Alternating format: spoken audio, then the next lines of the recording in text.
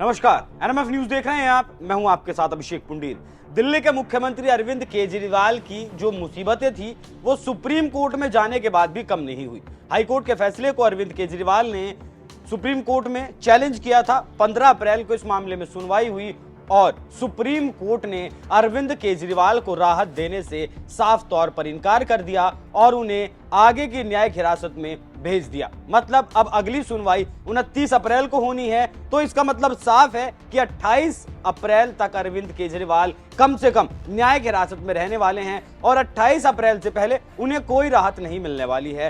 तो यहां अब यह साफ हो चुका है कि अरविंद केजरीवाल बहुत जल्दी फौरी तौर पर तो जेल से बाहर नहीं आने वाले, क्योंकि उन्होंने जो अपनी जमानत याचिका दाखिल की थी, जो कोर्ट में हाईकोर्ट के फैसले को जो चैलेंज किया था सुप्रीम कोर्ट में, उसके तहत वो फौरी राहत चाहते थे जिससे वो चुनाव प्रचार में हिस्सा ले सके, क्योंकि 19 अप्रैल को लोकसभा चुनाव के पहले चरण के मतदान शुरू हो जाएंगे। 19 अप्रैल को पहला मतदान होना है। तो अरविंद केजरीवाल ने कोर्ट के सामने कहा था कि उन्हें चुनावी प्रचार में शामिल होना है, हिस्सा लेना है, तो आप मुझे जल्द से जल्द इस मामले में राहत दें। लेकिन सुप्रीम कोर्ट ने इस बात से इनकार कर दिया। तो यह भी साफ है कि अब अरविंद केजरीवाल 28 अप्रैल तक, मतलब 29 अप्रैल तक तो चुनाव प्रचार में हिस्सा नहीं ले पाएंगे, क्योंकि अगली सुनवाई 29 अप्रैल को होनी है। लेकिन वहीं सुप्रीम कोर्ट में कुछ ऐसा भी हुआ जिसे देखकर आम आदमी पार्टी के जो वकील थे और आम आदमी पार्टी के जो नेता थे, खुद अरविंद केजरीवाल भी सन्न रह गए, क्योंकि अभिषेक मनु सिंघवी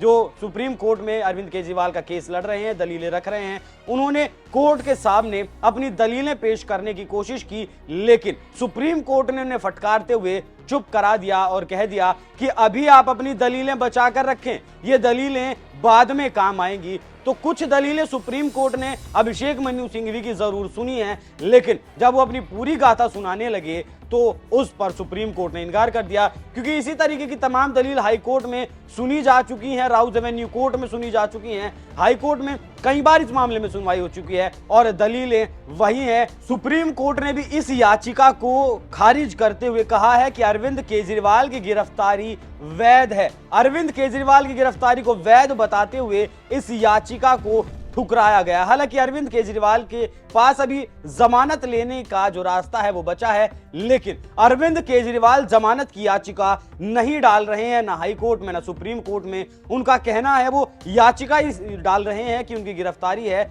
जो अवैध है और असंवैधानिक है। मतलब अरविंद केजरीवाल इस पूरे मामले से खुद को बाहर निकाल लेना चाहते हैं, क्योंकि अभिषेक मनु सिंघवी ने कोर्ट में कहा कि अरविंद केजरीवाल का पहले 8 बयानों में नाम नहीं था, उसके बाद जो 9वां बयान आया वो ईडी के लिहाज से सकारात्मक बयान आया और उस बयान को ईडी ने अपनी फाइल में रखा। बाकी के जो 8 बयान थे वो रिजेक्ट कर दिए गए। इसी आधार पर अरविंद केजरीवाल कोर्ट से रिहा होना चाहते हैं, लेकिन सुप्रीम कोर्ट ने सारी दलीलें अरविंद केजरीवाल और उनके वकील की खारिज कर दी।